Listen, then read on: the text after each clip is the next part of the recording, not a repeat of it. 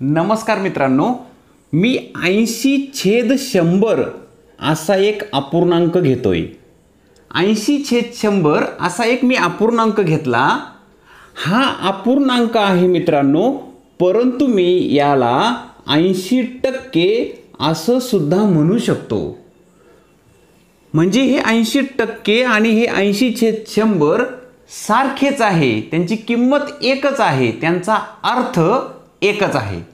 तुम्ही म्हणाल कसं, तर हेच समजावून देण्यासाठी मी हा व्हिडिओ घेऊन आलो आहे। या व्हिडिओतून मित्रांनो, अपूर्णांक आणि टक्केवारी याचा कसा सहसंबंध आहे हे समजावून देणार आहे।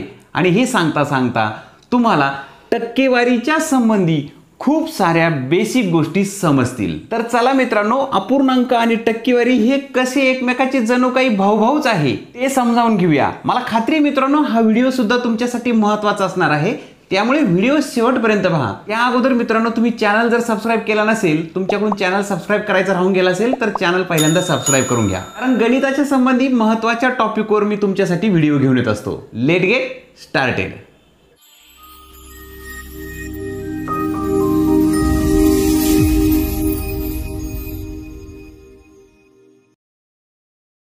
मित्रांनो, जेव्हा आपण 80% म्हणतो, आपण जेव्हाही 80% म्हणतो, तेव्हा आपण हे समजावून घेतलं पाहिजे की 80% याचा अर्थ 80 ह्या संख्येची 100शी केलेली तुलना असते। म्हणजेच 80% याचा अर्थ 100 पैकी 80 असा त्याचा अर्थ होतो।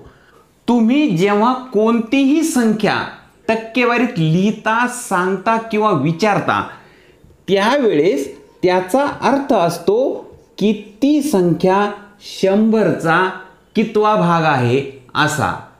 80% म्हणजे 100चा 80 भाग, 30% म्हणजे 100 पैकी 30 आणि 40% म्हणजे 100 पैकी 40।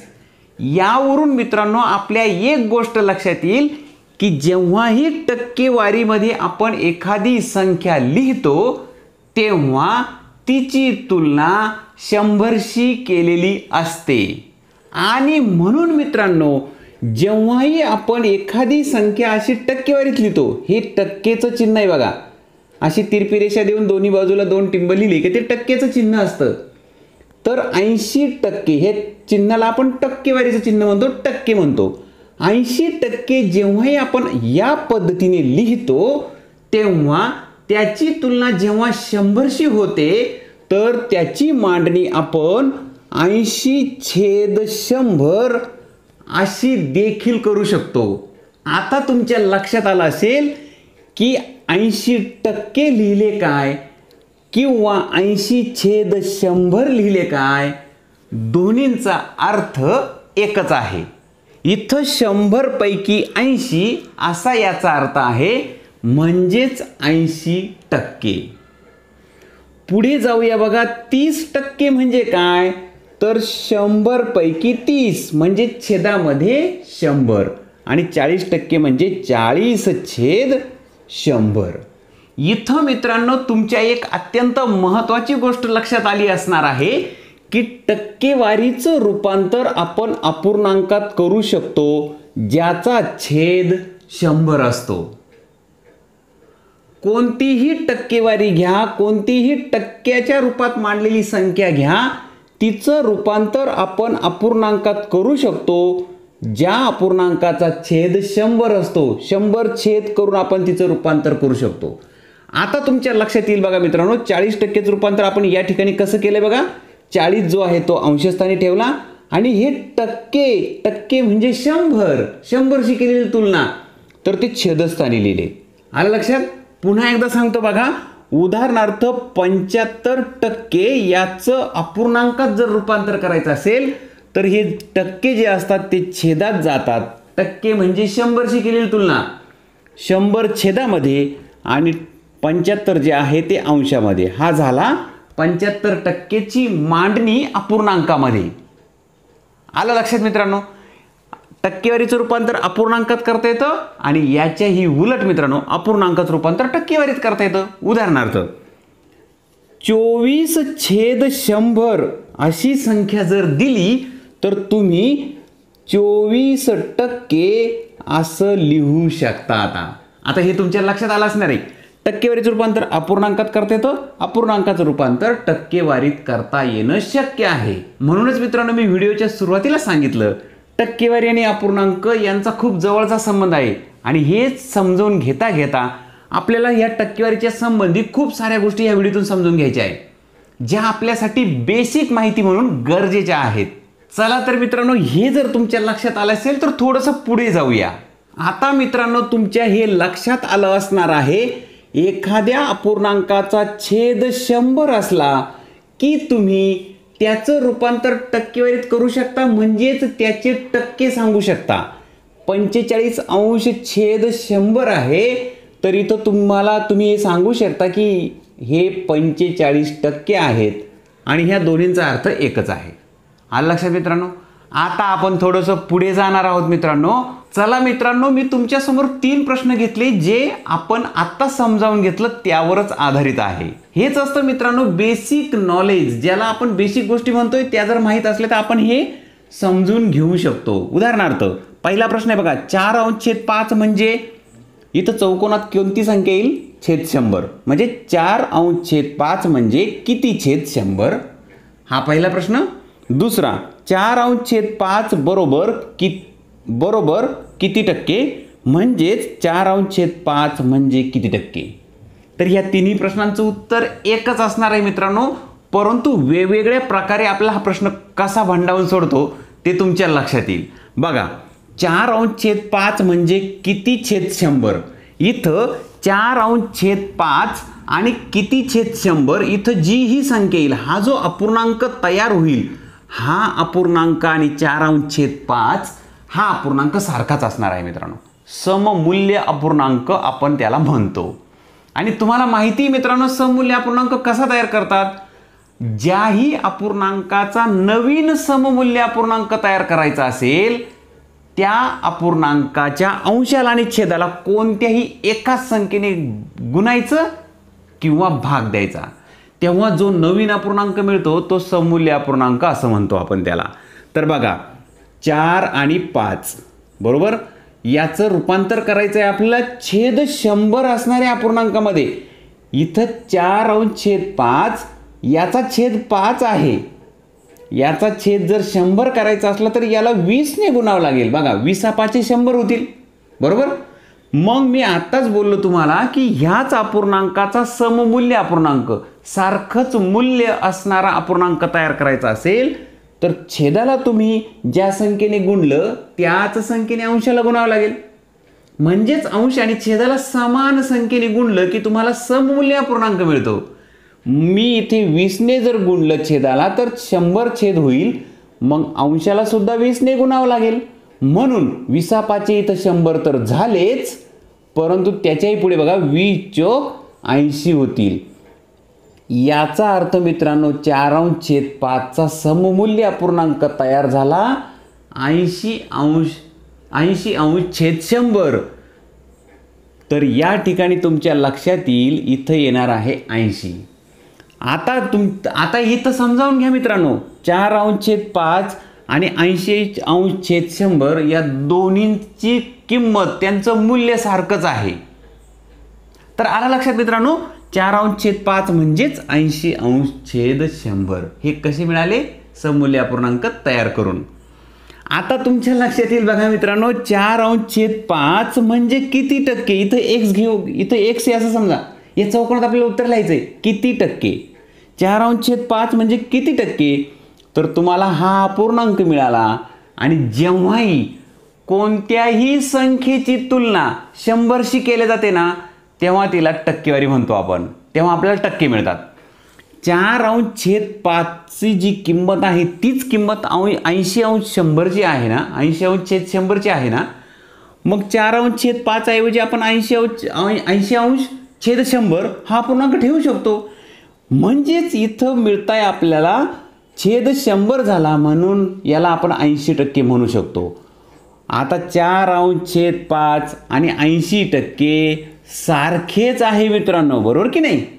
आणि म्हणून 4/5 बरोबर 80%, असं हे आपलं उत्तर लक्षात येतं.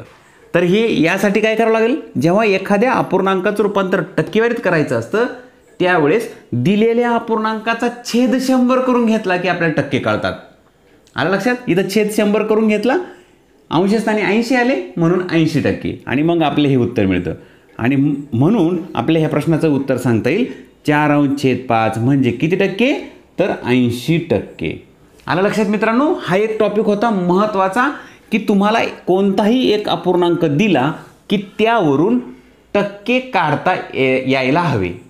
थोडंसं अजून पुढे जाऊया. पहा मित्रांनो, तुम्हाला मी आतापर्यंत हे समजावून दिलं. 9/10 असेल तर तुम्ही 9/10चा छेद जर 100 केला तर या ठिकाणी बघा 10ला जर 10ने गुणलं तर छेद 100 होईल. या 10ला जर अजून 10ने गुणलं तर छेद 100 होईल. आणि हा छेद 100 जर करायचा आणि ह्या 9/10चा समूल्य अपूर्णांक त्याच किमतीचा अपूर्णांक जर पुन्हा नव्याने शोधायचा असेल तर या छेद 10ला 10ने गुणलं की याचा छेद 100 होईल. तसा अंशाला सुद्धा 10ने गुणावं लागेल. म्हणून अंश 9 आहे गुणिले 10, 10×9 90. आलं लक्षात मित्रांनो? हे समजावून घेतलं आपण. आणि एकदा तुमचा छेद 100 झाला याचा अर्थ या 9ची तुलना इथे 10शी केली, त्याऐवजी 90ची तुलना 100शी केली. आणि म्हणून 90ची तुलना 100शी झाल्याबरोबर आपल्याला समजतं की ते 90% आहेत. आलं लक्षात मित्रांनो? बघा, एका अपूर्णांकाचं रूपांतर दुसऱ्या अपूर्णांकात केलं, 100 छेद असणाऱ्या अपूर्णांकात रूपांतर केलं आणि त्यावरून टक्के सांगितले. तर ह्या तिन्हींच्याही किमती मित्रांनो सारख्याच आहे, त्यांचा अर्थ समान आहे. या तिन्हींचा अर्थ समान आहे मित्रांनो. तुम्ही म्हणाल गुणाकार करून आपण समूल्य अपूर्णांक छेद 100 असणारा समूल्य अपूर्णांक तयार केला, पण त्याच्याही पुढे जाऊन थोडंसं माहीत असावं म्हणून सांगतो मित्रांनो. उदाहरणार्थ 300/500 जर असतील तर इथं तुमच्या लक्षात येईल याचा छेद 100 करण्यासाठी 300/500 याचा छेद जर 100 करायचा असेल तर याला भागिले 5 करावं लागतील. 5ने भाग दिला की 500चा छेद 100 होईल, बरोबर? भागाकार 100 येईल.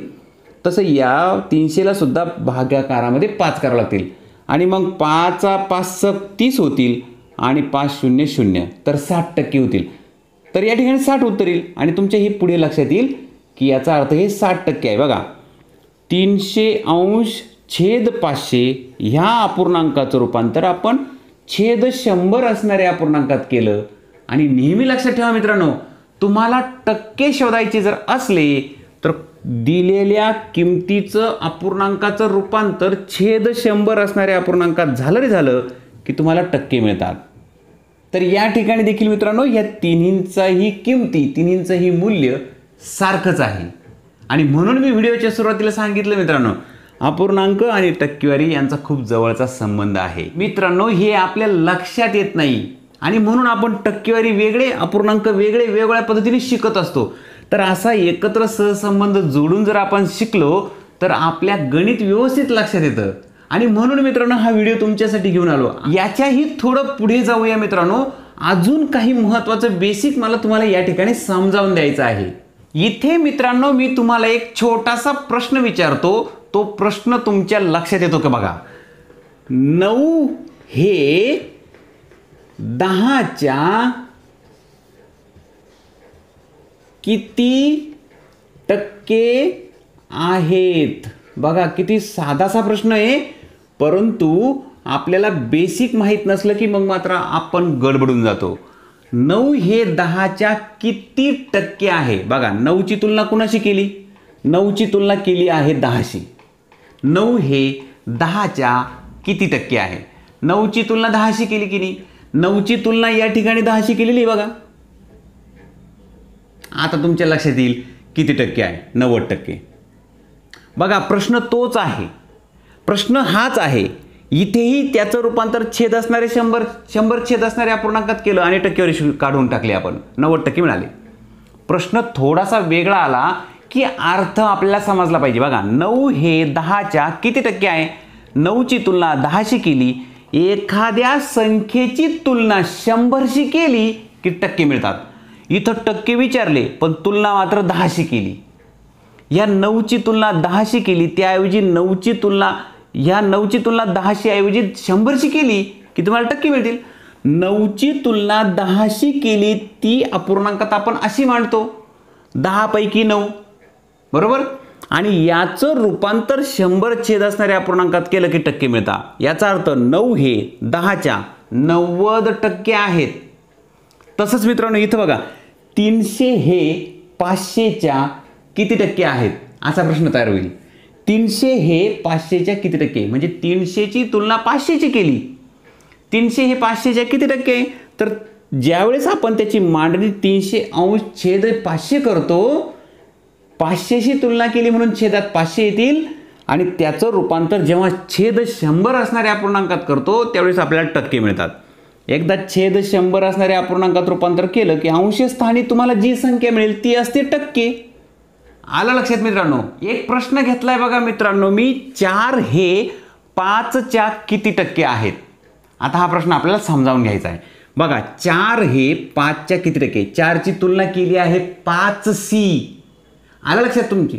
एखाद्या संख्येची तुलना ज्या संख्येशी केली ती संख्या छेदस्थानी जाते. बघा 4ची तुलना 5शी केली, 4 हे 5च्या किती टक्के, 4ची तुलना 5शी केली, 5 गेला छेदस्थानी. 4 हे 5च्या किती टक्के आहे, ह्या पूर्ण वाक्याचा अर्थ यात सामावला. बघा 4 हे 5च्या किती टक्के आहे, तर 4 हे 5च्या किती टक्के आहे जेव्हाही आपल्या याचं रूपांतर टक्केमध्ये करायचं असतं टक्केवारीमध्ये, तेव्हा याचा छेद 100 करतो. आणि आपण आत्ताच बघितलंय याचा छेद 100 कसा होईल, तर याला 20 ने गुणावं लागेल, म्हणजेच अंशालाही 20 ने गुणावं लागेल. म्हणून अंशाला जर 20 ने गुणलं तर 20 चोक 80 होतील आणि 20 100 छेदस्थानी 100 होतील. म्हणून 80% हे उत्तर आपल्याला अगोदर देखील मिळालं होतं मित्रांनो. तर या ठिकाणी बघा 4 हे 5च्या 80% आहे. आता मी इथं अशा पद्धतीने मांडतो बघा. हे आता तुमच्या लक्षात येईल हा प्रश्न किती वेगवेगळ्या पद्धतीने येऊ शकतो.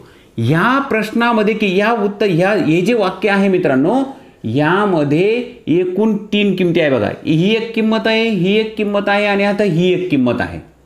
आलं लक्षात मित्रांनो. आता ह्या 3 किमतीपैकी कोणतीही किंमत तुम्हाला विचारल्या जाऊ शकते. उदाहरणार्थ इथं विचारलं होतं 4 हे 5च्या किती टक्के आहे, तर 80%. आता तुम्हाला ही किंमत काढायला विचारली तर ती कशी विचारतील, 4 हे xच्या 80% आहेत, तर x बरोबर किती. बघा 4 हे xच्या 80% आहेत तर x बरोबर किती. आता हा प्रश्न विसरून जा तुम्ही. मी मुद्दाम तुम्हाला सांगितलं उत्तर 5 येणार आहे, बरोबर. परंतु ते येणार कसं, सोडवायचं कसं, तर 4 हे xच्या 80% आहेत. ह्या वाक्याच्या आधारे 4ची तुलना xची केली मित्रांनो. तुलना कुणाशी केली तो छेदस्थानी घ्या. बघा 4 छेद x बरोबर. 4 हे xच्या 80% आहेत आणि तुम्हाला माहिती आहे याची किंमत 80% आहे, असा ह्या वाक्याचा अर्थ आहे. 4 हे xच्या 80%. बघा 4 छेद x होईल आणि या संपूर्ण याची किंमत किती, तर 80%. म्हणून 4 छेद x बरोबर 80%. तुम्हाला माहिती आहे 80% असे न लिहिता आपण सरळ असेही लिहू शकतो. आलं लक्षात. आता बघा 4 आणि 100 याचा गुणाकार होईल, 80 आणि x होतील, बरोबर. बघा 4 गुणिले 100 छेद 80 होईल, 80 x होईल. x ची किंमत शोधायची म्हणून 80 हा छेदात जाईल, हा 0 निघून जाईल, हा 0 निघून जाईल. 4 एके 4, 4 दुने 8, बे एके बे, बे पंचे 10, म्हणून उत्तर आलं 5. आलं लक्षात मित्रांनो. बघा 4 हे xच्या 80% आहे म्हणून तर x बरोबर किती, तर x बरोबर मिळतील तुम्हाला 5. आलं की उत्तर बघा. हे अशा पद्धतीने मित्रांनो हे तुमच्या लक्षात आलं पाहिजे याची मांडणी कशी करायची असते जेव्हा असा प्रश्न येतो. याच्याही पुढे जाऊन मित्रांनो तुम्हाला प्रश्न असा येऊ शकतो, x हे 5च्या 80% आहेत, तर एक्स बरोबर किती असाही प्रश्न येईल मित्रांनो. बघा इथं तुम्हाला एक्स हे 5च्या 80% आहेत. तर अशा वेळेस बघा एक्सची तुलना कुणाशी केली, या एक्सची तुलना केली आहे 5शी. म्हणजेच मित्रांनो एक्स अंश छेद 5 ज्याच्याशी तुलना केली तोच 5 छेदस्थानी एक्स छेद 5 बरोबर 5 बरोबर 80%. आणि 80% आपण असे लिहितच नाही, 80 छेद 100 लिहून टाकतो सरळ सरळ. आणि जेव्हा तुम्ही हे सोडवाल तेव्हा तुम्हाला पुन्हा उत्तर मिळेल 4. एक्सची किंमत 4 मिळेल. कारण इथं तुमच्या लक्षात आलं 4 हे 5च्या 80% आहे. या तिन्हीपैकी कोणतीही किंमत विचारली तरी सुद्धा गडबड करायची नाही मित्रांनो. आता उत्तर अचूकच सोडवायचं मित्रांनो, अजिबात गडबड करायची नाही. आपल्याला एकदा बेसिक नॉलेज बेसिक समजलं पाहिजे, बेसिक गणित समजलं पाहिजे. आणि एकदा बेसिक गणित समजलं की मग मात्र गणिताची अडचण राहत नाही मित्रांनो.